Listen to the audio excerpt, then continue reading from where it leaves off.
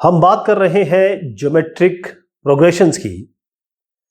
एक जीपी क्या होती है? जीबी इसका एक शॉर्ट फॉर्म है, एक सीक्वेंस है नॉन जीरो नंबर का।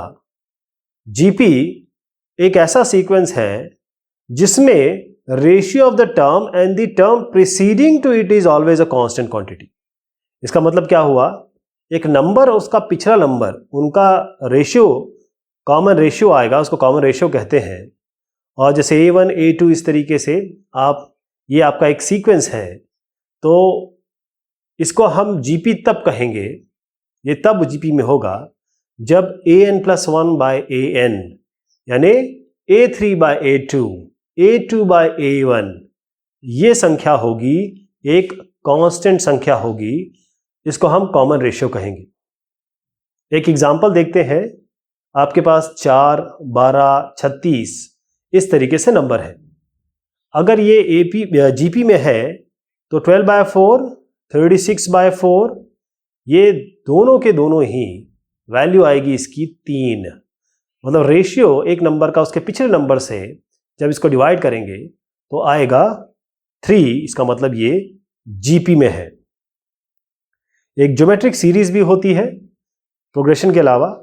जब हम A1 A2 A3 इनको लें और इनको जोड़ दें, A1 A2 A3 इन सबको जोड़ दें, प्लस कर दें, समेशन कर दें इनको हम कहते हैं ज्योमेट्रिक सीरीज। इसको हम कहते हैं ज्योमेट्रिक सीरीज। ये फाइनाइट सीरीज भी हो सकती है। अगर हम an तक रुक जाएं तो ये फाइनाइट सीरीज हो सकती है, और ये अगर डॉट डॉट डॉट करके है इनफाइनाइट तक जाता है तो इसको हम इनफाइनाइट सीरीज कहेंगे। जनरल टर्म क्या होता है एक जीपी का? जनरल टर्म जीपी का या nth टर्म जीपी का, जनरल टर्म nth। तो जनरल टर्म जो जीपी का होता है वो होता है an r⁻n-1 r⁻n-1। इसमें n वो nth टर्म होगा।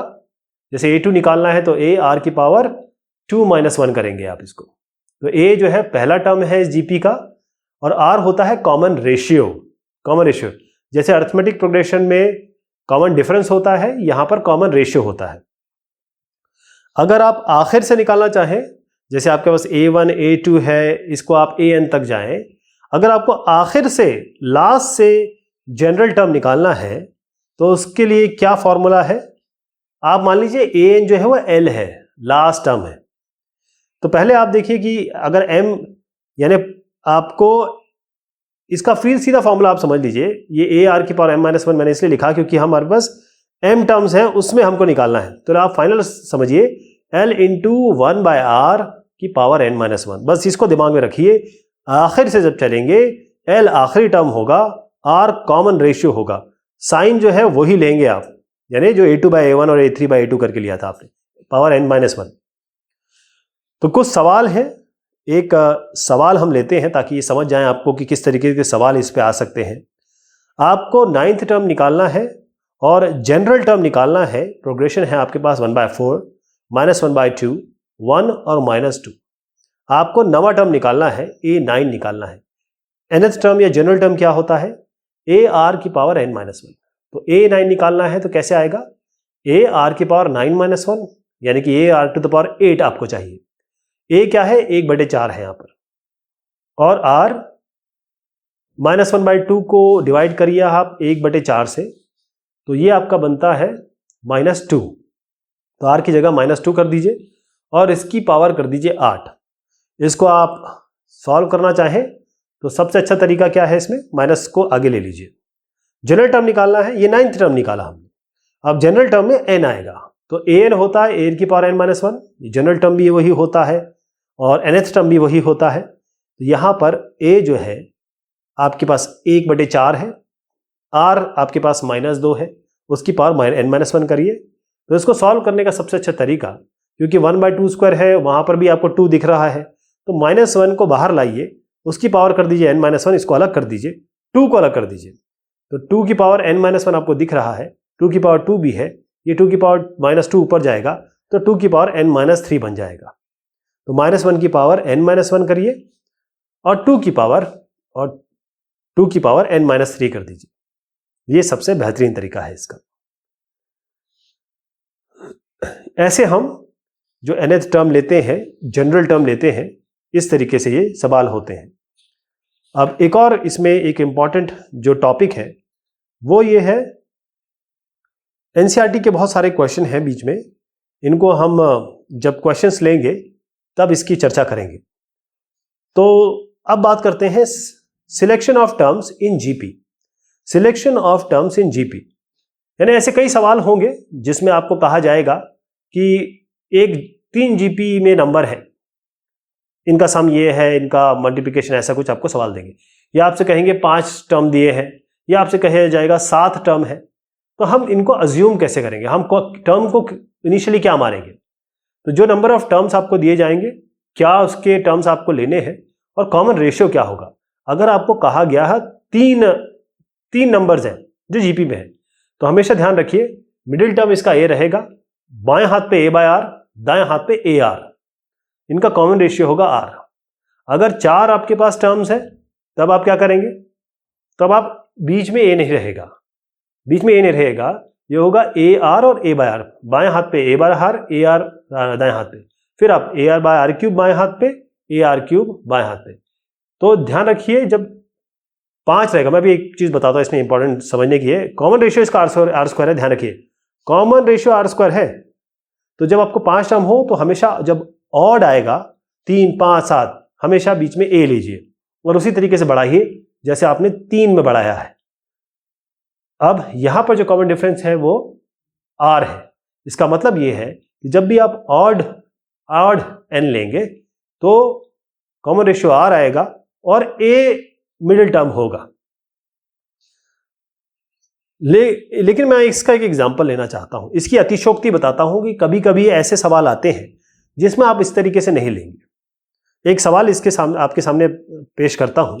इसमें क्वेश्चन ये है कि 3 नंबर आपके जीपी में है, 3 नंबर आपके जीपी में है और जिनका जो सम दिया है, एडिशन अगर उन तीनों का सम करें तो 13 आता है, और अगर आप एक्सट्रीम्स को मल्टीप्लाई करें 4 से और मिडिल टर्म को मल्टीप्लाई करें आप 5 से, तो वो आपके एपी में होंगे। तो आपको जो टर्म है, मैंने कहा था a/r बाएं हाथ पे, ar दाएं हाथ पे, ऐसे नहीं लेना। इसमें कभी कभी अतिशयोक्ति भी होती है, तो अतिशयोक्ति क्यों है अभी आप इसको समझेंगे जब इसको सॉल्व करूंगा।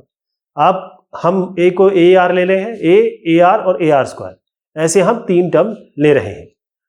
इससे क्या हुआ आप देखिए, इसमें सम दिया हुआ है, आपको जो एडिशन दिया हुआ है वो है 70, यानी a + ar + ar² आपको दिया है 70 एडिशन, और ये दिया है कि अगर 4 से आप एक्सट्रीम्स को मल्टीप्लाई करें, मतलब 4 और 4 एक्सट्रीम्स है, तो 4a हो गया एक, और एक दूसरा हो गया 4a²। अब इसको मल्टीप्लाई प्लस नहीं मत करिएगा, 4a², हम जो मीन है, जो बीच वाला टर्म है, उसको 5 से मल्टीप्लाई किया। जब हम ये जो तीनों टर्म आएंगे 4a, 5ar और 4a², ये जो तीनों टर्म है ये एपी में है। एपी में आप जानते हैं इसका मतलब क्या, ट्वाइस 2 बीच का टर्म बराबर होता है जो आखिर के टर्म है उनका एडिशन, तो 2 × 5ar बराबर हो जाएगा 4a और 4ar²। इसे आप a हटा दीजिए, आप केवल कॉमन टर्म में हटा रहा हूं इसमें, तो 5r बराबर r2 + r² 2r² हो जाएगा। ये एक क्वाड्रेटिक इक्वेशन बनेगी, और मैं पूरा यकीन मानता हूं कि इसको आप सब समझते हैं कैसे आप क्वाड्रेटिक इक्वेशन आप सॉल्व करते हैं। और आपको पहली इक्वेशन में क्या मिल रहा है, a × 1 + r + r² = 70। ये क्वाड्रेटिक इक्वेशन है। यहां पर r और अगर सॉल्व करेंगे तो r2 आएगा, r½ आएगा, तो आप यहां पर रखेंगे पहली इक्वेशन में, तो यहां पर आपको a मिल जाएगा 40, a 40 मिल जाएगा। अब एक बार r लेंगे, एक r = 2 लेंगे, एक बार r½ लेंगे, तो 10, 20, 40 और 40, 20, 10। मैं कैलकुलेशन पार्ट नहीं कर रहा हूं, आपको समझाने की कोशिश कर रहा हूं कि सवाल कैसे बनते हैं। इसमें हमको कभी कभी अतिशयोक्ति भी करनी पड़ती है, अलग तरीके से जो नंबर्स हैं वो भी लेने पड़ते हैं। ये डिपेंड करता है कि सवाल किस तरीके का है। अब हम एक फ्लेवर आपको बताया मैंने आपको कि ऐसे सवाल हैं, इसके बहुत सारे सवाल हम आगे बहुत ही विविध तरीके के सवाल हम उसमें लेंगे। अब बात आती है सम की। Sum of n terms of a GP.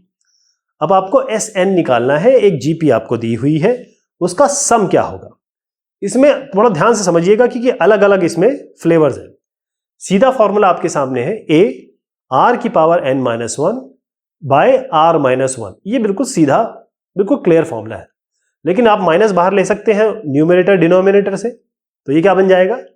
ये भी सवाल बिल्कुल, ये भी इसका सवाल को सॉल्व करने का तरीका हो सकता है 1 माइनस आर की power n 1 minus r. R एक के बराबर नहीं हो सकता, आर एक के बराबर तो इनफाइनाइट हो जाएगा, अनडिफाइंड हो जाएगा, तो आर बराबर एक के नहीं होगा। लेकिन कई किताबों में इसकी एक और परिभाषा गढ़ी गई है। वो परिभाषा कुछ इस तरीके से है कि जब आर लेस देन होगा तो आप ये दूसरे वाला करेंगे, जब आर ग्रेटर देन 1 होगा तो आप पहले वाला करेंगे। ये बिल्कुल सेम चीज है, बस ये समझ लीजिएगा कि जब अगर आप r इक्वल टू 1 आता है, क्योंकि अब लेस देन और ग्रेटर देन की बात हो गई, यानी कि r 1 लेने को तैयार नहीं है, तो जब आप r इक्वल्स 1 होगा तो सीधी बात है कि यहां पर सम आएगा NA, क्योंकि यहां पर हम लिमिट लगाएंगे, वो मैं आगे आपको बताऊंगा। अगर आपके पास लास्ट टर्म दिया हुआ है और अब आप सम निकालना चाहते हैं, पहला टर्म नहीं, पहला टर्म के अलावा आपके पास लास्ट टर्म है, तो आप लास्ट टर्म क्या होता है a r की पावर n माइनस 1, तो आपका सम हो जाएगा, लास्ट टर्म आपको दिया है तो a minus l r by 1 minus r. या फिर आप इसको कर सकते हैं, माइनस को दोनों को बाहर लेके ऊपर नीचे परिवर्तित कर सकते हैं, l r minus a by r minus 1। ये भी इसका तरीका हो सकता है। तो इसका एक सवाल जरूर लिया जाएगा और इस सवाल से आप समझेंगे कि कैसे हम सम निकालेंगे। तो find out the sum of 7 term of a GP. 7 term है और आपको इनका सम निकालना है। तो 3 6 12 करके आपके पास एक टर्म्स है। आपका पहला जो संख्या है वो a हो जाती है। अगर आप 6 को 3 से डिवाइड करें तो r आ जाएगा, r आपका 6 हो गया, r आपका 2 हो गया। आपको S7 निकालना है, तो कैसे करेंगे। a पहली संख्या लीजिए, r की पावर 7 माइनस 1 मतलब 2 की पावर 7 बाय 2 माइनस 1, तो ये आपका आएगा 381। ऐसे हम इसको सॉल्व करेंगे जब हमारे पास सम वगैरह होगा। इसमें मैंने जैसे बताया एनसीईआरटी के बहुत सारे सवाल हैं, इनको भी हम लेंगे। अब हम आते हैं एक और इंपॉर्टेंट एस्पेक्ट पे जो इसमें बहुत उपयोग होगा, वो ये है सम इनफाइनाइट। जब सम ऑफ एन इनफाइनाइट जीपी, अभी हमने देखा सम जब फाइनाइट जीपी हो तो सम सीधा होगा a by 1 minus r, s equals a by 1 minus r. इसमें क्या होता है कि हमारे पास सम क्या होता है, n टर्म का 1 माइनस आर की power n by 1 minus r, ये होता है। लेकिन यहां पर n को इनफाइनाइट अप्लाई करेंगे तो इसमें लिमिट अप्लाई करेंगे। लिमिट अप्लाई करेंगे यानी कि n टेंड्स टू इन्फिनिटी, तो आप देखेंगे अगर आपको लिमिट की थोड़ी बहुत जानकारी हो तो ये इसका जो आएगा उत्तर वो आएगा a by 1 minus r. Question लेते हैं इसका। आपके पास प्रूव करना है कि 6.6 की पावर 1 बाय 4, 6 की पावर 1 बाय 8, ये इनफाइनाइट तक जा रहा है। इनका जो मल्टीप्लिकेशन है वो 6 है। अब ये सब पावर है, पावर को हम ऐड कर सकते हैं, तो हाफ 1 बाय 4 प्लस 1 बाय 8, ये चले जाइए आप अनफाइनाइट तक। आपको 6 बताना है। तो ये जो एक सीरीज बनी है ये जीपी है। इसमें पहला टर्म क्या है, हाफ है, और डी क्या है वो अभी मैं निकालता हूं, आर। लेकिन सम समझिए, a बाय 1 माइनस आर होता है, तो a इसका है हाफ, r जो है 1 बाय 4 बाय 1 बाय 2 से निकालेंगे तो ये आपका हाफ आएगा। तो 1 half by 1 minus half, half by half क्या होगा, 1 हो जाएगा। तो 6 की पावर 1 आपने प्रूव कर दिया, बायां हाथ दायां हाथ के बराबर है। ये सम है इनफाइनाइट जीपी का, ध्यान रखिएगा ये होता है a बाय 1 माइनस आर। एक n तक देख लिया हमने, एक इनफाइनाइट तक देख लिया। अब मैं आता हूं प्रॉपर्टीज। ज्योमेट्रिक प्रोग्रेशंस की कुछ प्रॉपर्टीज होती है, तो एक एक करके इन प्रॉपर्टीज को देखेंगे। ये सवालों को सॉल्व करने में बड़ा काम आएंगी। पहली चीज ये है, if all the terms of a GP be multiplied and divided by the same non-zero constant, then it remains a GP with the same common ratio.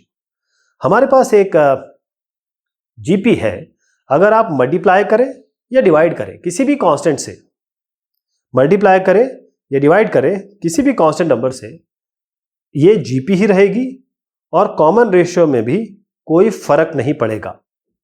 GP ये जो सीरीज बनेगी, मल्टीप्लाई करें या डिवाइड करें किसी भी कांस्टेंट के से, ये जो सीरीज है जीपी है, ना तो ये जीपी से चेंज होगी, जीपी रहेगी और बराबर के रहेगा इसका। द रेसिप्रोकल्स, दूसरी प्रॉपर्टी बता रहा हूं, the reciprocals of the term of a GP form a GP, यानी कि आप a1 a2 था, 1/a1 1/a2 1/3 a3 ले लीजिए, अगर ये भी लेते हैं तो ये भी एक जीपी में रहेगा। बस आप ध्यान रखिएगा इसका जो कॉमन रेशियो है 1/r हो जाएगा, सेकंड वाला जो है उसमें कॉमन रेशियो 1/r हो जाएगा। तीसरी बात बताता हूं, if each term of a GP be raise to the power same power, जैसे a1 है a की पावर k कर दीजिए, b1 है a2 है a2 की पावर k कर दीजिए, तो अगर हम इसकी पावर कर देते हैं किसी कांस्टेंट तो भी वो जीबी में रहेगा, बस कॉमन रेशियो इसमें बदल जाएगा, क्या हो जाएगा, r की पावर k। जैसे सेकंड प्रॉपर्टी में मैंने बताया कॉमन रेशियो 1/r हो जाएगा, यहां पर जो कॉमन रेशियो है वो r की पावर k हो जाएगा। In a finite GP the product of the sum equidistance from the beginning and the end is always same and is equal to the product of the first and last term. इसका मतलब क्या है, ये जो हमने a1 a2 a3 लिखा हुआ है, इसको मैं ऐसा बनाता हूं a1 a2 a3 और यहाँ पर आएगा an इसके पहले वाले टर्म ले लिए। तो अगर आप a1 और an को मल्टीप्लाई करते हैं, a1 और an को मल्टीप्लाई करते हैं, ये बराबर होगा a2 इंटू an-1 और ये बराबर होगा a3 इंटू an-2। यानी इक्विडिस्टेंस शुरुआत से आखिर से आप चलेंगे, इक्विडिस्टेंस वैल्यू पे आएंगे, मल्टीप्लाई करेंगे, वो सब बराबर होंगे इस तरीके से। दूसरी प्रॉपर्टी जो पांचवी प्रॉपर्टी है वो ये कहती है कि अगर तीन नॉन जीरो नंबर हैं a और b और c, ये जीपी में तभी होंगे जब b² बराबर ac होगा। ये तो बिल्कुल क्लियर है क्योंकि b/a इक्वल c/b, यानी क्रॉस मल्टीप्लाई करेंगे तो b² बराबर ac इसमें आना ही आना है। ये तो बहुत जरूरी यूज होने वाला है, बहुत ज्यादा। अगला है if the term of a GP are chosen at regular intervals then the new sequence so form also forms a GP. जैसे आपके पास a1 a2 a3 है, an-1 an तक ले जाइए, चाहे आप क्या हर दूसरा टर्म ले लीजिए, हर तीसरा टर्म ले लीजिए, हर चौथा टर्म ले लीजिए, मतलब रेगुलर इंटरवल पे लेंगे तो जो नई आपकी सीक्वेंस बनेगी, नई सीरीज बनेगी, वो भी आपकी जीपी होगी। क्या होगी, जीपी होगी। अगला जो आता है ये सेवन प्रॉपर्टी ये है कि अगर a1 a2 a3 अगर an तक अगर ये non zero negative terms, non zero non negative term है, नॉन नेगेटिव होने चाहिए, तो इसका मतलब ये है कि जो log a1 है, log a2, log an ये AP में होगा। a1 a2 a3 किसमें है, नॉन जीरो होना चाहिए, नॉन नेगेटिव होना चाहिए, नेगेटिव नहीं हो सकता इसमें। अगर आप log a लेने लगे इसका, तो जो जीपी में था अब ये log वाले टर्म्स जो होंगे वो AP में हो जाएंगे, अर्थमेटिक प्रोग्रेशन में हो जाएंगे। ये बहुत सारे प्रॉब्लम इसमें इस तरीके से आएंगे जो हम इस तरीके से लेने वाले हैं, इसमें काफी हम यूज करेंगे। अब एक और चीज मैं आपको बताता हूं, एक थोड़ा हम एग्जांपल ले लें ताकि आप समझ तो पाएं कि ये प्रॉपर्टी यूज कैसे होती है ना। बहुत छोटी वाली प्रॉपर्टी ये आपकी, इसमें जो मैंने बताया था बहुत यूज होने वाली है, वो प्रॉपर्टी यूज करेंगे। अगर आपके पास ए बी सी ये जीपी में है और आपको कहा गया a की पावर 1/x, b की पावर 1/y और c की पावर 1/z, अगर ये तीनों बराबर है तो आपको बताना है x y z AP में है, यानी कि 2y बराबर x प्लस z बताना है। तो कैसे करेंगे, इन सबको आप मान लीजिए कि ये लैम्डा है, आप मान लीजिए कोई कांस्टेंट मान लीजिए लैम्डा या जो आपकी मर्जी हो। अब ये लैम्डा है, आप जानते हैं a कितना हो जाएगा, ये लैम्डा की पावर x हो जाएगा। जैसे a की पावर 1/2 है, अगर हम लैम्डा कहते हैं तो ये क्या बनेगा, ये √2 तो है, स्क्वायर कर दीजिए, दोनों साइड क्या आएगा, लैम्डा स्क्वायर आ जाएगा। मतलब जो डिनोमिनेटर में है पावर वो दाएं हाथ पे जाएगा तो वो डिनोमिनेटर न्यूमरेटर बन जाता है।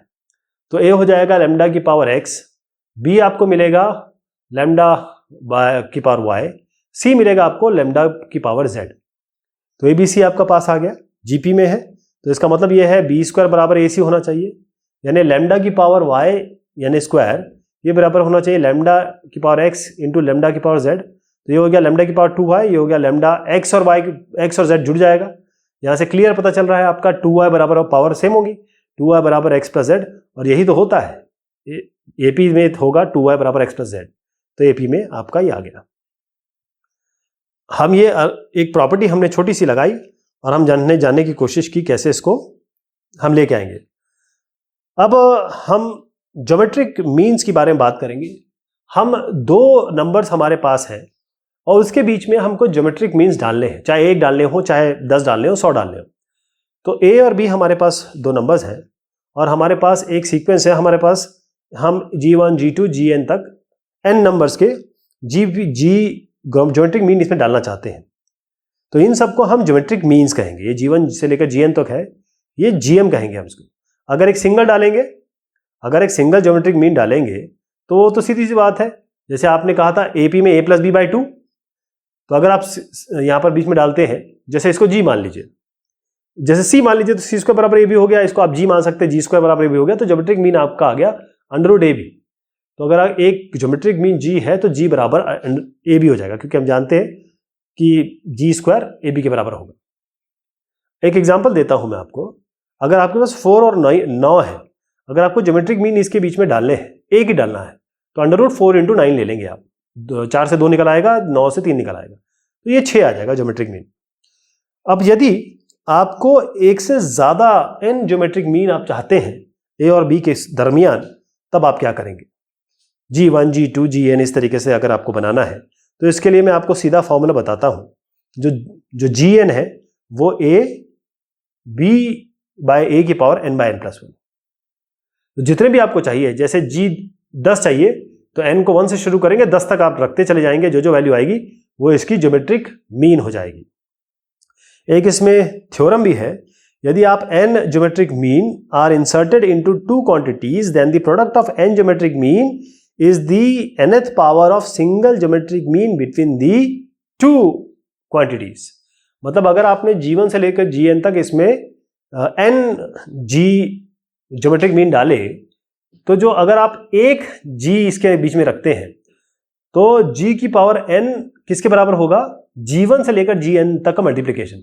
मतलब G1 से लेकर Gn तक जितने भी ज्योमेट्रिक मीन आप इसमें डाल रहे हैं, इनको मल्टीप्लाई करेंगे तो वो सीधी सी बात है बराबर किसके होगा?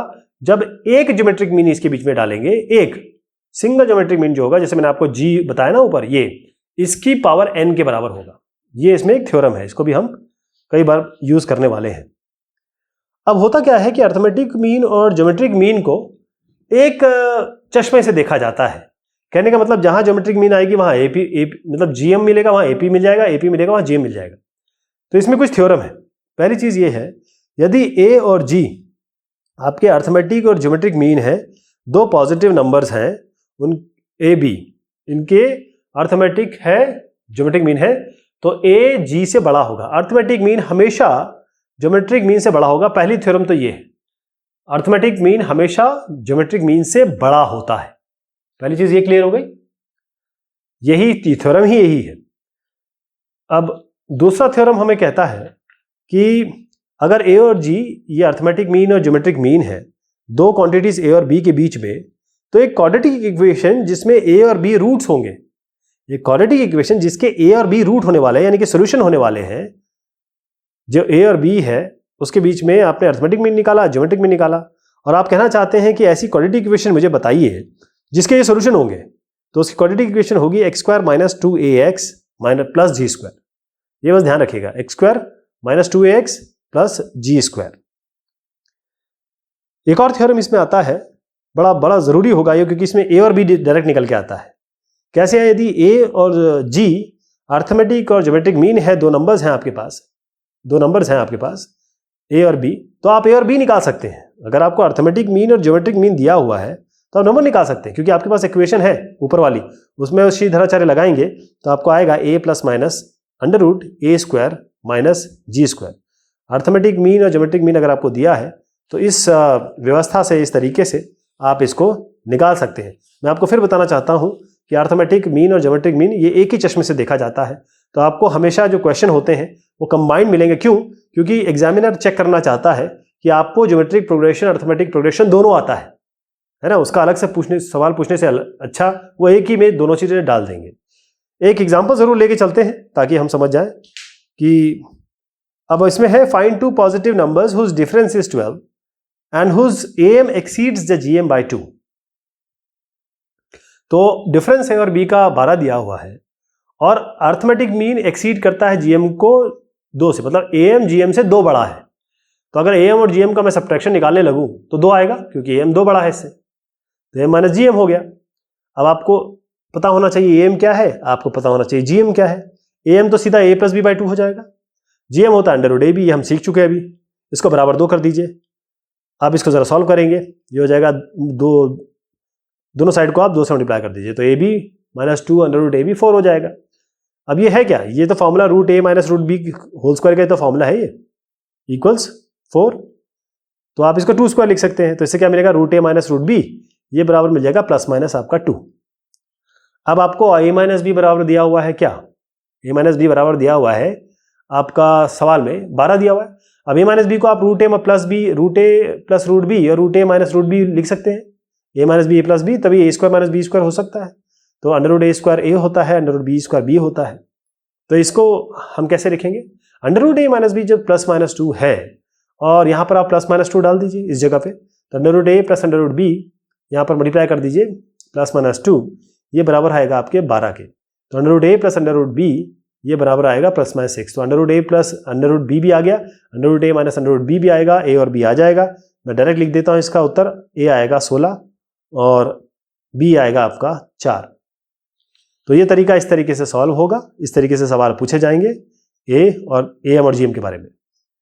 तो ये बात हुई आपके ज्योमेट्रिक प्रोग्रेशन की। बहुत शुक्रिया, बहुत मेहरबानी आप सभी।